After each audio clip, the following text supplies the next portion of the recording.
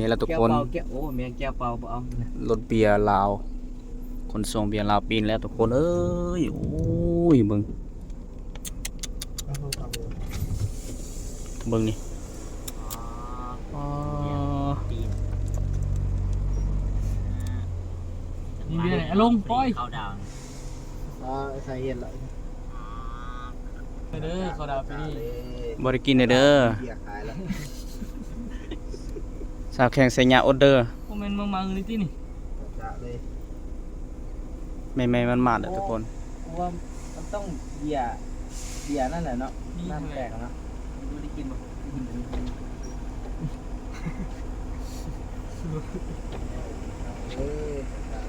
วานคันมันหลีกับมือเล่นเลยเนาะ เดี๋ยว มันมาอยู่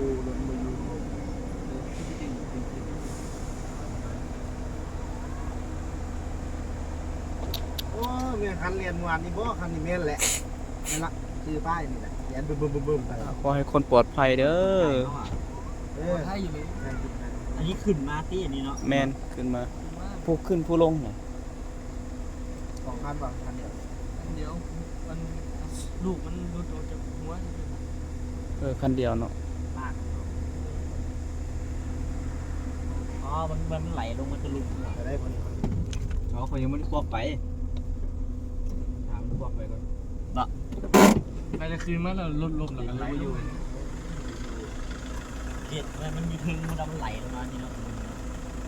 มันขึ้นแล้วมันไหลลงมา ขึ้นปุ๊บบีมันน่าจะ มันขึ้นบ่ ลากผู้ดังยาพารา แล้วมันพาดอยู่นี่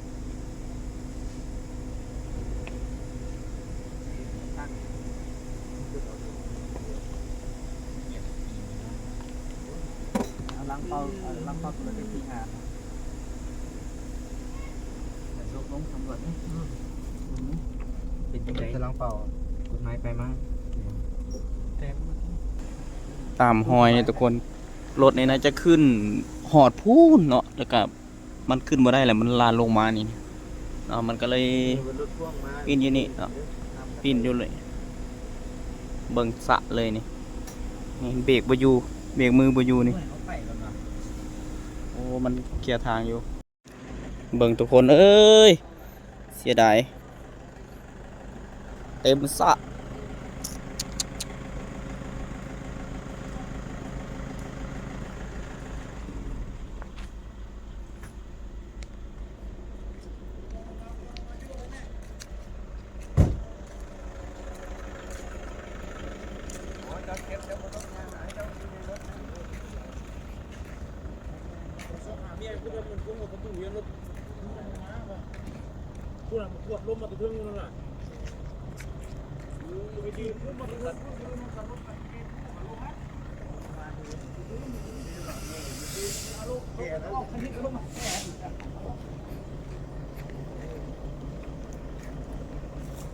ขวดเอาไปเครื่องคุณนั่นน่ะ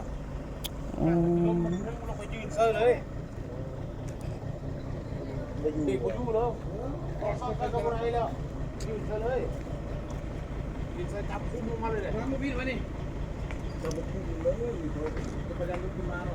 คุ้มลงลุกจะไปคุ้มลงมาดิเหรอคุ้มมันนี่โค้งห่างดึงวัดไปตรงนั้นโน่มันสไลด์นี่ก็ออกวะ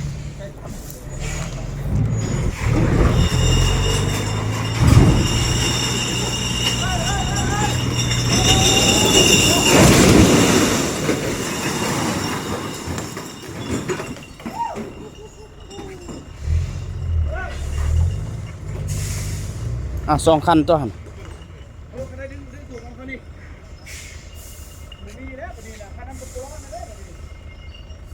2 คัน 2 คันหัวอยู่พุ่น อันนี้เพิ่นมาดึงซอยโอ้ ไหลลงแล้วเนาะไหลลง บ่แม่นคันนี้ทุกคนพุ่นหัวมันอยู่พุ่น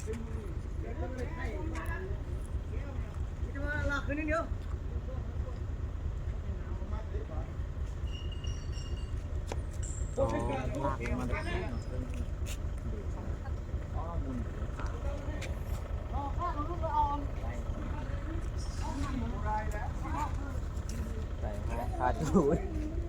แดงดิบเนาะ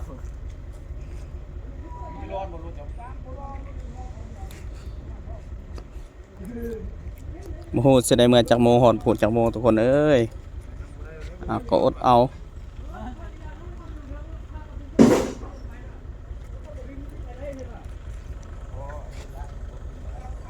นี่แหละทุกคนการเดินทางเฮาบ่คาดคิดว่ามันสิเกิดขึ้นมื้อใดเวลาใดทุกคน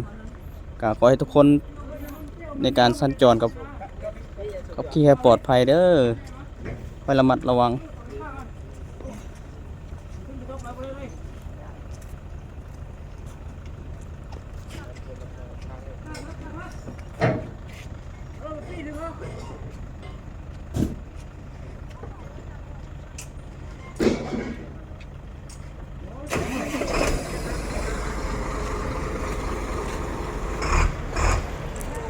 รถอันนี้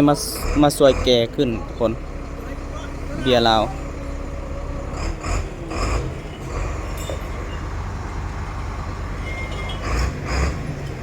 มันขึ้นบ่ได้เลยทุกคนมันขึ้นแล้วมันพาดลงมาลากขึ้นมาเลยแล้วปีนอยู่นี่เบรกมือบ่อยู่พูดมันลงมาแต่พูดหอดพี่ก็ว่ายาวเติบเลยทุกคนมันเบรกบ่อยู่แล้วคือว่ามันแก่เบียร์มันน้ำหนักเนาะมันก็คือว่า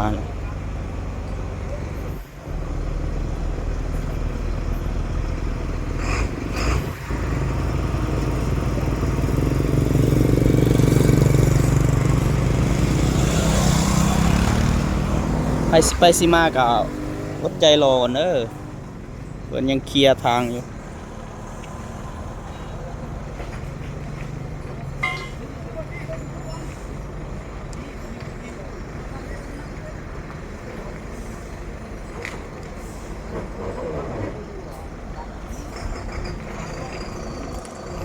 ผู้เสื้อเหลืองแม่นผู้ขับรถเนาะผู้ซูเฟอร์รถ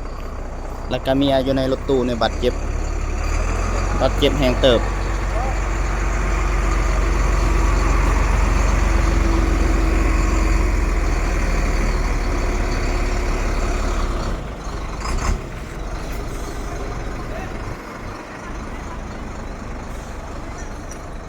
สิลากรถคันนี้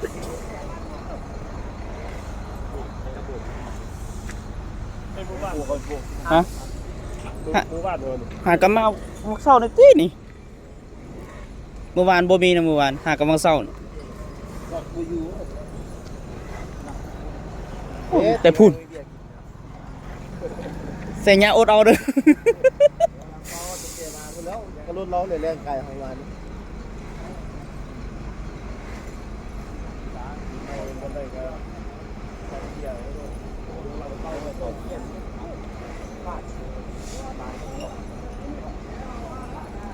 หลังเป่าเนาะบ่แม่น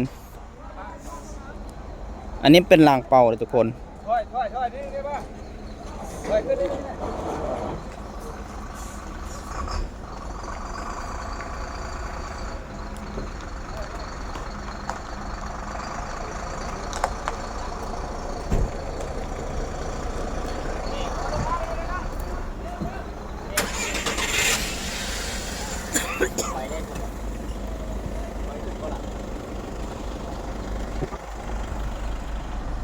เต็มแต่แก้วเบียร์นี่นะ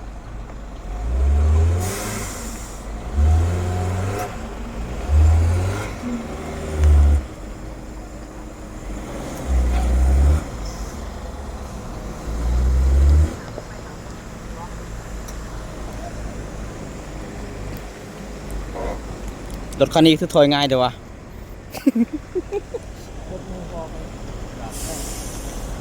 แม่นเหรอ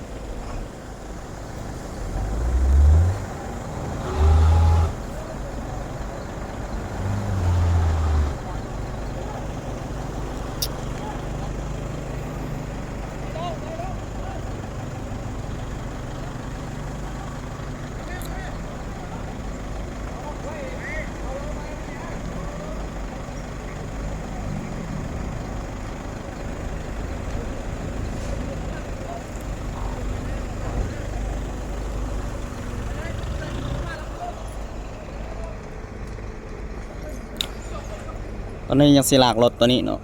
ตัวปีนนี้เคลียร์ทางได้บ่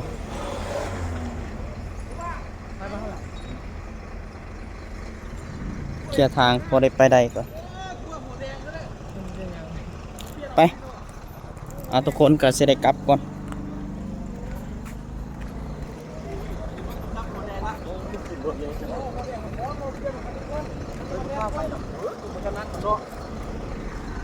คือรถกู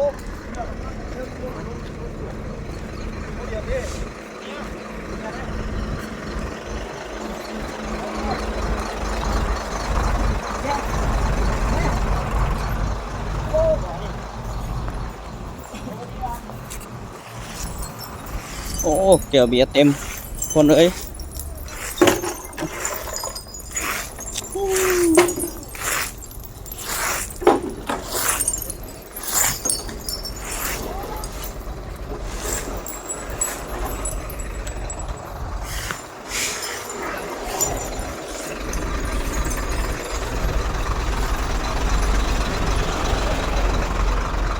เอาสำหรับคลิปนี้ก็สิจบเพียงตอนนี้แล้วทุกคนเอ้ย